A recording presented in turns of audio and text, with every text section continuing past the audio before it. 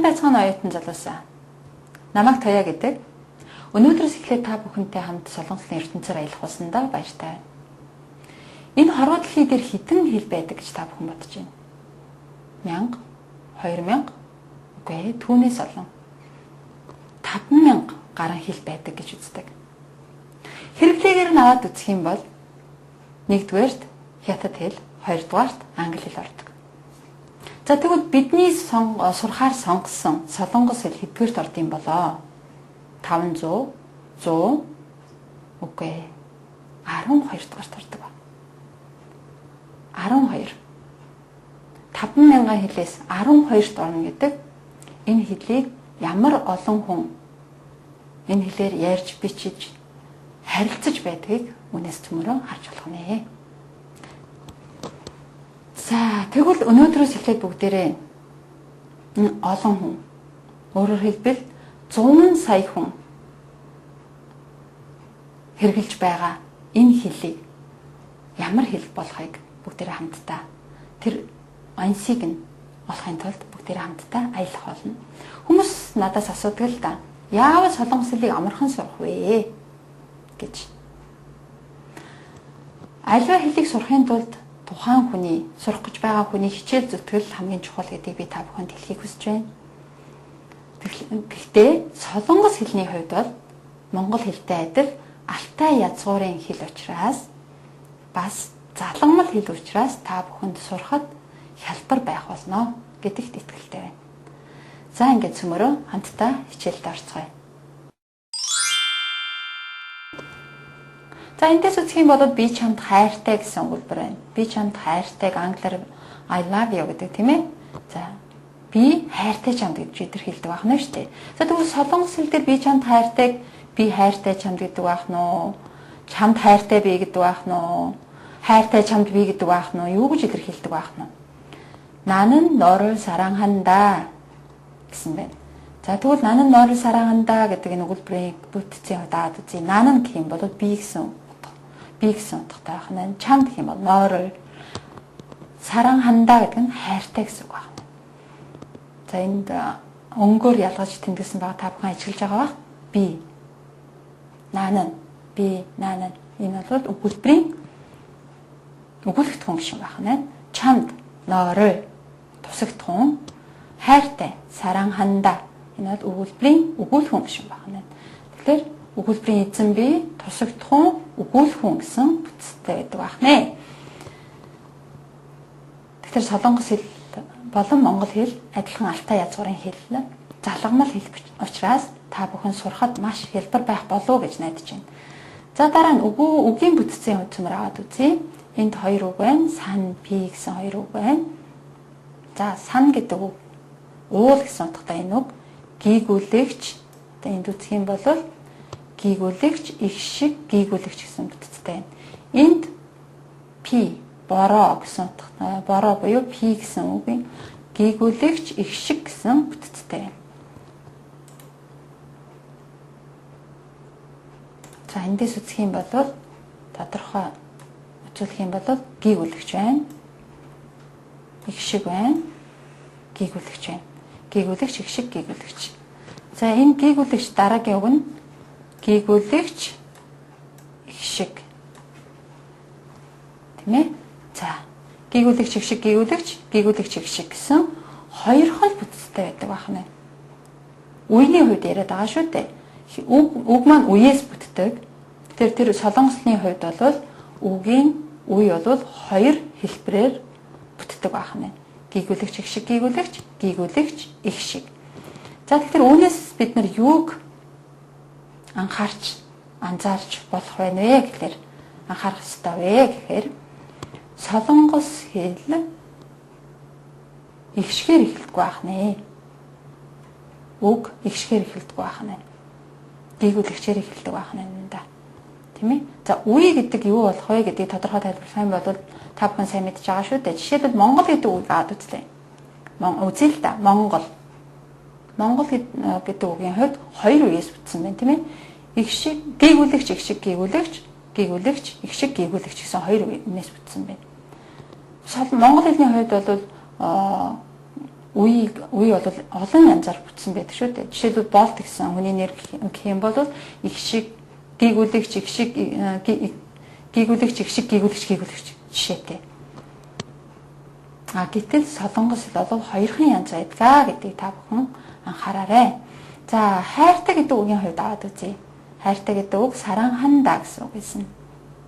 Эндээс саран гэдэг үгийг л аваад үзье. Саран гэдэг үг хоёр үгнээс бүтсэн, үеийнээс бүтсэн байна. Хоёр үе шүү. Үе.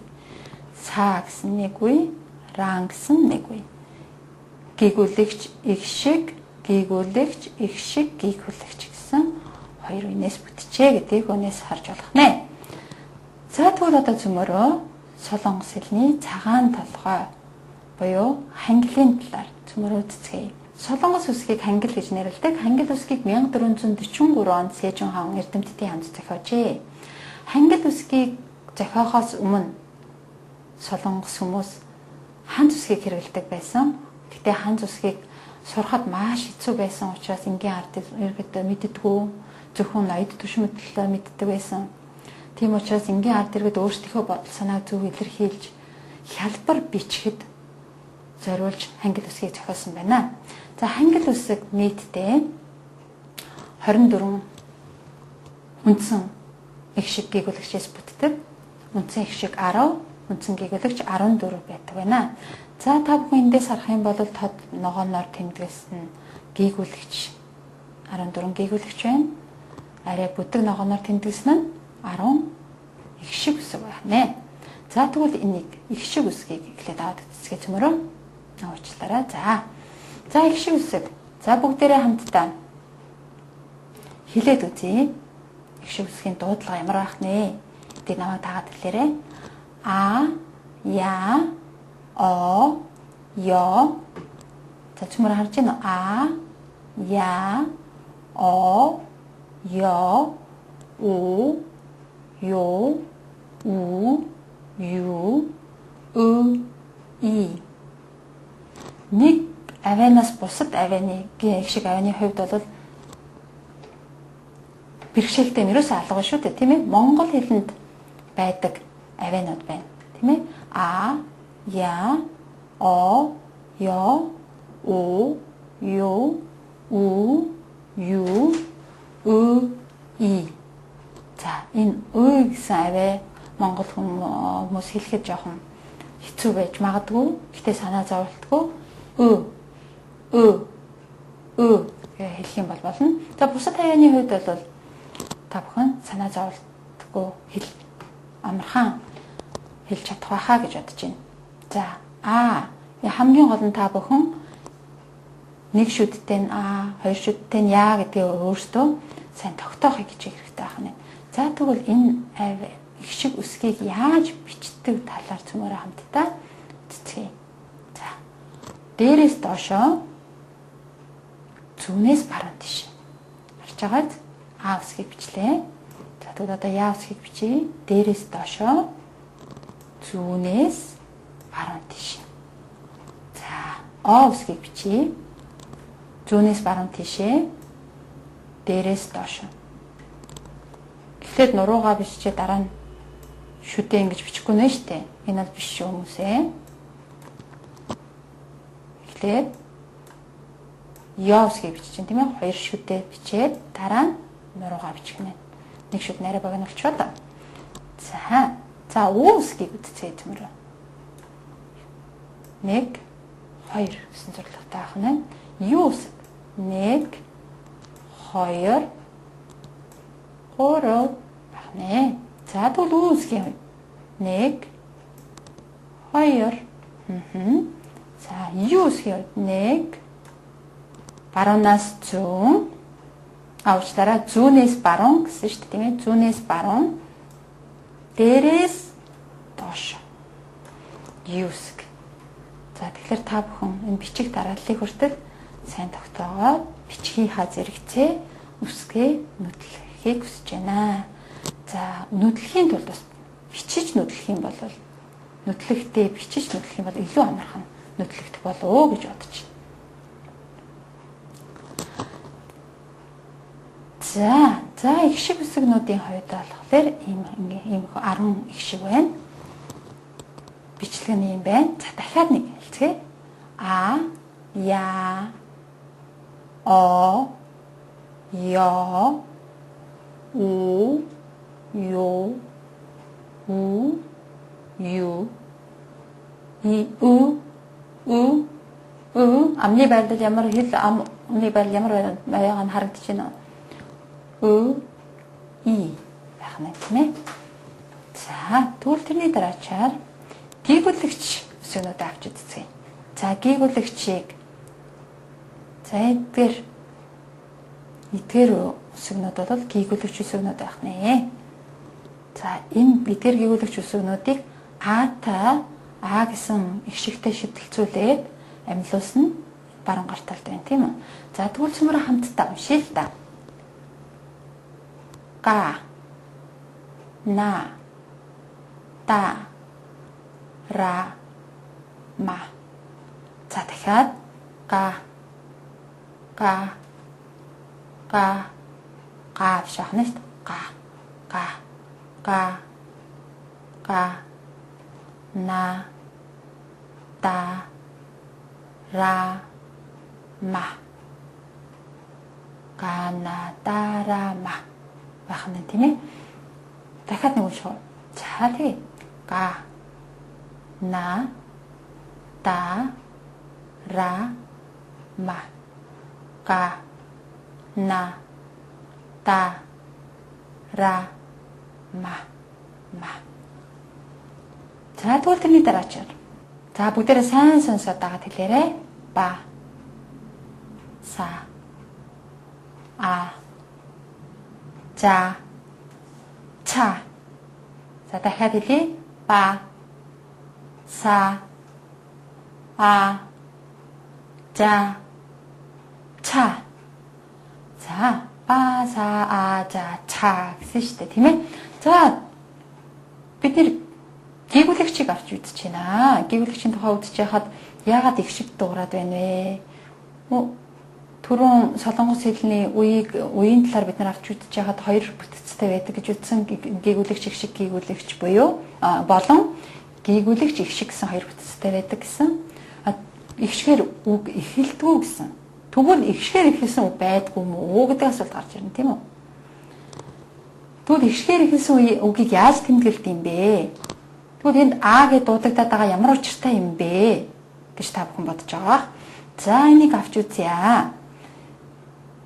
Энэ зүүн гар талд байгаа гийгүүлэгчүүдийг аваад үзэх юм бол энэний дунд нэг бүр гийгүүлэгч байна да. Энэний цагаан толгойн нэр нь ийн байна.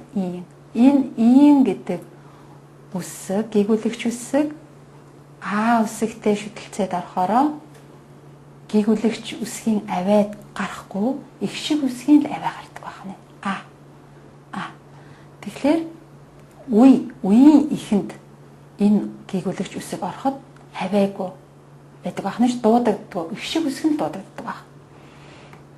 Тэгэхээр жишээлбэл аагаар эхэлсэн үгийг тэмдэглэхдээ урд нь энийг бичээд тэрний дараа а гэсэн их шиг үсгээ биччихээж их шиг гийгүүлэгч их шиг гэж шүтэлцүүлж өгөх ёстой болох учраас ингэж тэмдэглэж өгдөг байна. Гэхдээ бичигтээ ингэж бичээд дуудахад бол энэ гийгүүлэгч авиагүй байдаг байна. А гэсэн их шиг л дуудагдах нь шүү дээ. Ойлгож байна уу? Гэж дуудагдах нь. За энэ үсэг гийгүүлэгч үсгийн хувьд дэвсгэр үсэг болж орох тохиолдолд тэгвэл яах юм бэ? Дэвсгэр үсэг болж орох тохиолдоход түрүүн бид нар цөмөр үтсэн шүү дээ. Саран гэдэг үг, хайр гэдэг үг. Саран гэсэн тийм ээ. Дагаад хэлдэ саран. Гэсэн авиа сонсогдож байгаад саран. Тэр энэ гэсэн авиа гарч байгаа авиа бол энэ үсгээр тэмдэглэгдсэн авиа байна шүү дээ. Энэ үсэг өгүүлбэрийн сүүл буюу үеийн төгсгөл оршихдоо дэвсгэр үсэг болж ороод монгол хэлний үгийн болж дуудагддаг. Саран биш байна. Саран байна шүү дээ. Саран. За тэгэхээр энэ гийгүүлэгч 2 үүрэгтэй байдаг талаар үздэсгэлээ. За тэгвэл цаашаа явцгаая. Ка, та, па, ха. За дахиад давтаж хэлье. Ка, дагаад хэлээрэй. Ка, та, па, ха. Ка, та, па, ха. Байна. За тэгвэл бичлэгийн цөмөр хамтдаа үзцгээе. Түрүүн бид нар их шиг үсгийг яаж бичих талаар үзсэн тийм ээ. Тэгвэл гийгүүлэгч үсгийг энэ дундаас гийгүүлэгч үсэг дундаас хэдийг голчилж аваад их шиг үсэгтэй амилан орсон энэ одоо орсны тарагдж байна. Жишээлбэл га гэж байна шүү дээ энд тийм ээ. Ка. Энийг яаж бичих талаар цөмөр хамтдаа үзцгээе. Баруун зүүнээс баруун тийш, дээрээс доош гэсэн шүү дээ. Киог үсэг. Яхнаа тийм үү? А үсэг дээрээс доошоо, зүүнээс баруун тийш. За тэгэхээр К гэсэн үгийг бичихтэй 1 2 3 гэсэн дараалалаар бичихнэ.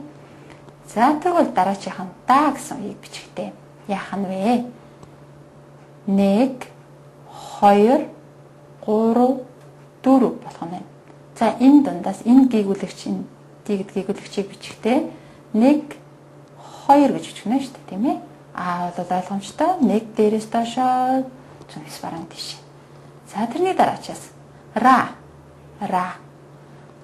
За 1 2 энийг эсрэгээр ингэж бичиж болохгүй нэ. Зүүнээс баруун тийш. Дээрээс доошоо. Зүүнээс баруун тийш. Гэтийг тогтоох хэрэгтэй. За тэрний дараачаа ма. Дээрээс доошоо 1 2 3. Нэг нөгөө тийш ингэж болохгүй нэ шүү дээ. 3 1 2 ма тийм ээ. За тэрний дараачаа. За энийг бол нэг хичээлээр ингээ бичиж гэнэ тийм ээ. Цаанахын нэр нь ин гэсэн тийм ээ. Үгийн урталд орохдоо аваа болж дуудагдахгүй их шиг дуудагдаа гэсэн. Тэгээд болчээ. За ка түрүүн га байсан бол одоо энэ ка тийм ээ. Арай хүчтэй дуудагдаж байна да. Ка. За бичлэгийн үзье. 1 2 1 2 К гэсэн энэ үеийг 1 2 3 4 гэсэн зурлаар бичихнэ. За тэрний дараачаар па. Түмэр сайн сонсож байгаа, дааж хэлж байгаа. За бичлэгийн үзье. Зүүнээс баруун тийш, дээрээс доошоо, зүүнээс баруун тийш. Дээрээс доошоо, зүүнээс баруун тийш. За тэгээд 1 2 3 4 5 6 па болсон байна. За тэгвэл Канадараа мабаса ачача катапаха гэдэг төмөрөө хамт бүгдийн нэг дор харуулсан байна. За эхнээс нь үзье.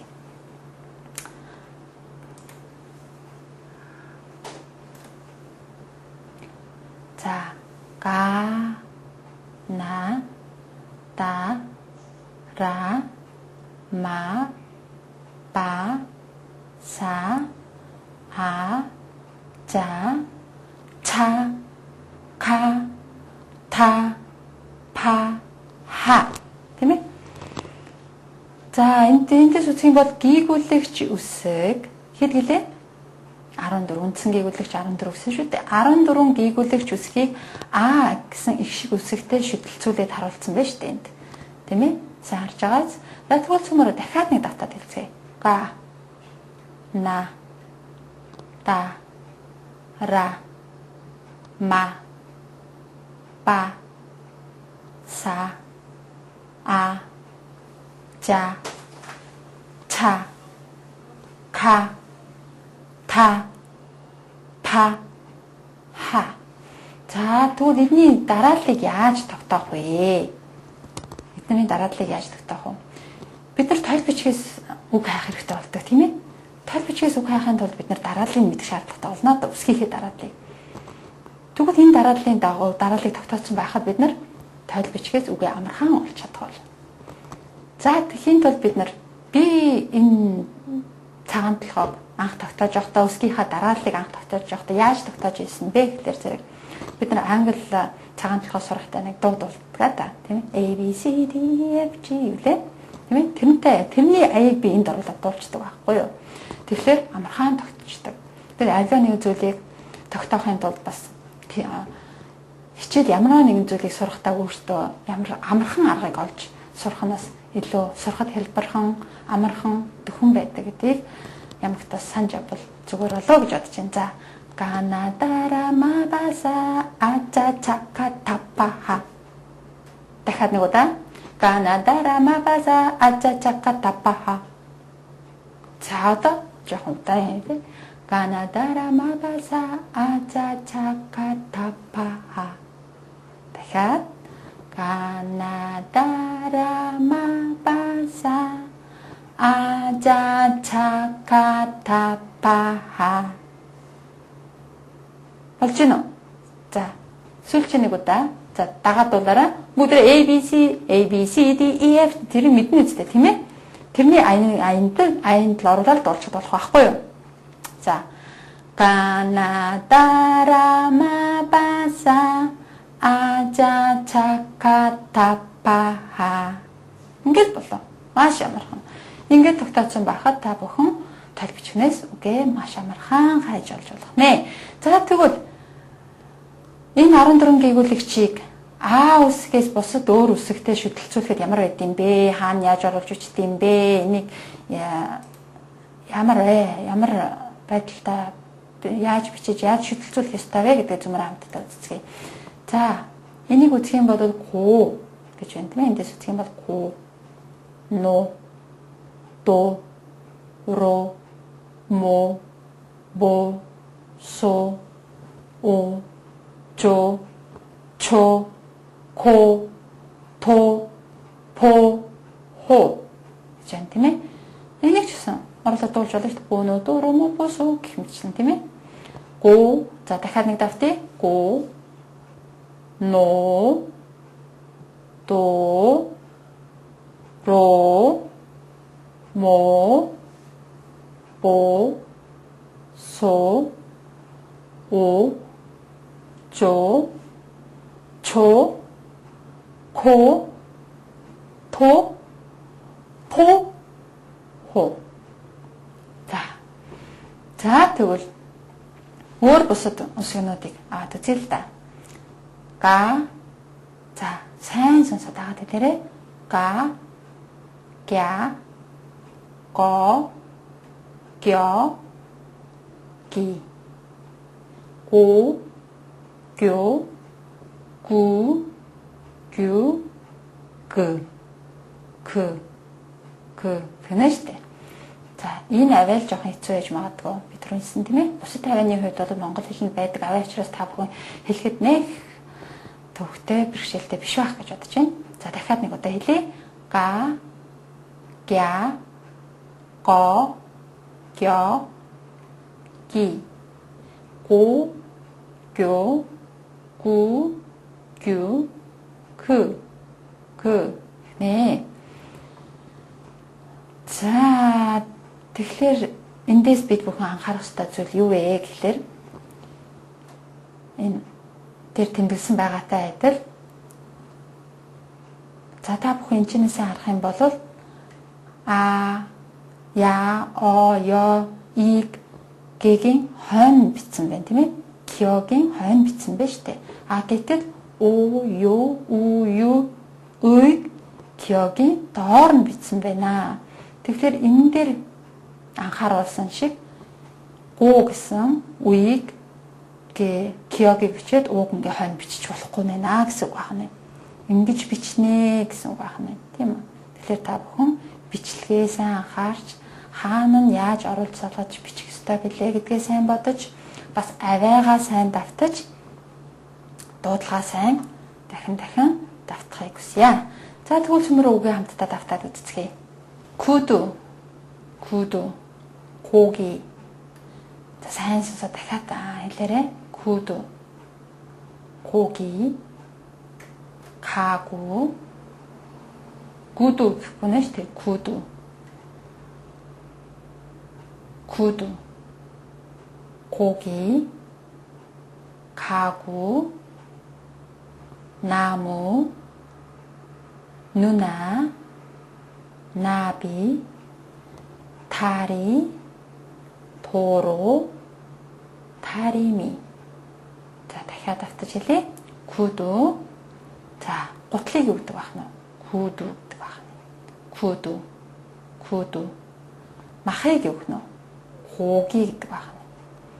За энэ юуны зураг юм болоо? За гэрийн тавилга байх нэ. Тавилгануудын тэнд тавилгыг кагу гэдэг баах нь. За модыг юу гэдэг баах нь? Нааму. За нүна. За энэ жоохон хөхөд ихчигээ нүна гэж дуудаж чинь тийм ээ. Нүна. Ихчигээ нүна гэдэг баах нь. Тэгэхээр энэ хүүхдийг сайн анзаарах юм бол эрэгтэй хүүхд байх нэ тий. Эрэгтэй хүүхэд ихчигээ нүна гэж хэлдэг. Эмэгтэй хүүхд ихчигээ онни гэж хэлдэг. Тэрийг сайн тогтоогоорой. Нүна. Эрэгтэй хүүхдийн хувьд ихчигээ дуудахтаа нүна гэдэг. Эмэгтэй хүүхдийн хувьд онни гэж хэлдэг. Нүна.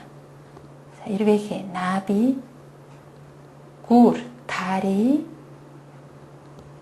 도로, зам. За олон янзын зам байна. Энэ 도로, 인도, 다리미. За дахиад нэг хэлцгээх үү. 구두, 고기, 가구, 나무, 누나, 나비, 다리, 도로, 다리미. За тэрний дараач. Ямар зургууд байна вэ? За эхлээд бүгдээрээ үгээ сайн сонсороо. радио, 오리, 미소, 고구마, 바다, 버스, 사다리, 소라, 가수. гэсэн үгнүүдэн. За эхнээс нь хамтдаа үзье. радио дугасаал гадаад үг тийм ээ. Бид нар радио гэдэг лөө. Тэрийг радио гэдэг. Радио.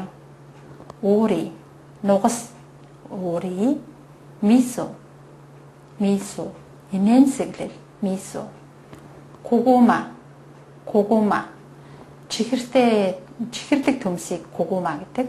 고구마, 바다, за далайг 바다 гэдэг бахан. 버스, автобусыг 버스 гэдэг бахан. За шатыг 사다리. За 소라, дуучин, 가수 гэдэг бахнэ. За дахиад нэг давтаад хэлцгээе. радио, 오리, 미소, 고구마, 바다, 버스, 사다리, 소라, 가수. 자, тэрний дараач. сайн сонсороо. 아이, 여우, 오이, 지도, 모자, 바지, 치마, 기차, 치즈. 자, 호흡 гэх юм бол 아이 гэсэн бахан. 아이, үнэг, 여우. 자, энэ юуны зураг лээ? 오이, өвөрций, 오이. 자, газрын зураг. 지도, 말가, 모자, 옷, 바지, 요복, 치마, 갈대릭, 기차, бяцлаг, 치즈. 자, дахиад хэлье. сайн сонсороо. дагаад хэлээрэй. 아이, 여우, 오이, 지도, 지도. 모자, 모자. 바지, 바지. 치마, 치마. 기차, 기차. 치즈, 치즈. 자, 등에 따라주세요. 사연 순서로 커피, 쿠키, 타조, 버터, 포도, 피아노, 아파트, 하마, 휴지. 자, 이것은 커피 기도 한, 피치니 쿠키 기도 한, англи-сан 쿠키 때문에 자, 타조. энэ юу вэ? Тэмээн яриулыг таажо. За энэ юу вэ? Маслен бото. Тэг байна. За усан улмыг подо. Пиано, пиано. Апат. Орон сууцыг апат гэдэг байна. За усны өхөр хаама. За 0-ын цаас 휴지. салфетыг 휴지 гэдэг байна. За дахиад давтъя. сайн сонсоод дагаад хэлээрэй. 커피. 커피, 쿠키, 쿠키, 타조, 타조, 버터, 버터, 포도, 포도, 피아노, 피아노, 아파트, 아파트, 하마, 하마, 휴지, 휴지. За ингээд өнөөдөр бүгдээрээ хамтдаа солонгос хэлний их шиг үсэг хэд байдгүй, гэгүүлэгч үсэг хэд байдгүй, тэдгээрийг яаж бичдэг, яаж дууддаг талаар цөмрө хамтдаа үздэсгэлээ. Тэгэхээр өнөөдрийнхөө хичээлийг та бүхэн сайн давтаж байж гэмээр дараачийн хичээлийг илүү сайн ойлгох болно. Тийм учраас өнөөдрийнхээ хичээлийг үтсний хичээлийг бичиж үзээд, гэгүүлэгч үсгээ бичиж үзээд, их шиг үсгээ бичиж үзээд, тэдгээрийг яаж дууддаг вүлээ гэдгийг дахин давтахыг та бүхнээс хүсэх байна. Ингээд дараачийн хичээлээр цөмөрөө баяртайгаар уулзцгаая. Баяртай.